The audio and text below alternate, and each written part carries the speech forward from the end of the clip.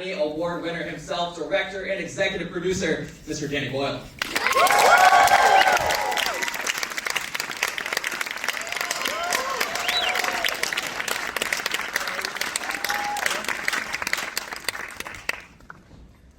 We will also be joined by Isla herself, the Emmy and Tony Award winner, Miss Jodie Comer.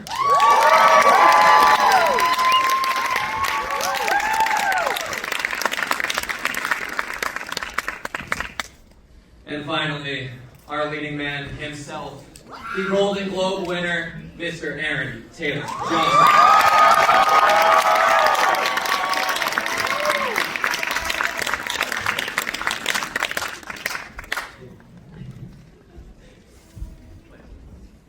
Alright guys, well welcome to New York City. Many times. This is amazing. I've not been here since it's been done off.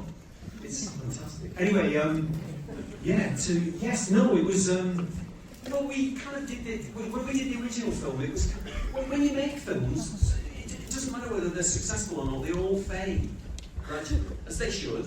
They take their place in people's memories or not, people forget them or just remember them with affection or whatever. But some of them occasionally stick, and they're kind of like the first one, it just seemed to resonate with people still, and people used to put on screenings, and they'd ask me to go to Q&As a bit, and I'd turn up at the Q&A, and people would be kind of like, really intense.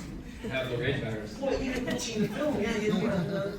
So Alex and I began talking about, should we do something additional to it? Should we add something to it? And we did do an original idea, which was sort of what you'd expect, really. It was like a weaponize the virus type sequel, which is sort of what you sort of think, like an agency, military or something, gets the virus and weaponizes it, and that kind of story. And neither of us really kind of went for it, really. And then he started talking about this much bigger idea, about a bigger story that was spread over 3 films ultimately, but that each film would stand independently, but there'd be a bigger tale to tell, and it would be based in a family, and that these two would be the origin of the family. So it's independent. So it inherits stuff from the first film. It's still the same apocalypse 28 years ago as it was for Cillian Murphy in the first film, and Naomi Harris. But this is 28 years later.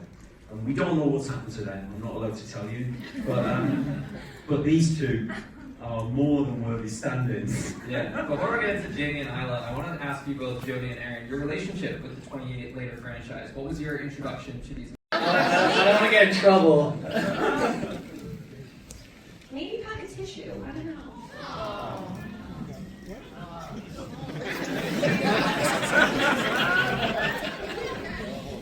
Aaron, I can't say much about Jamie, so that's why I turned it over to you. No, I'm gonna leave it with Danny. What he like, I think is the best.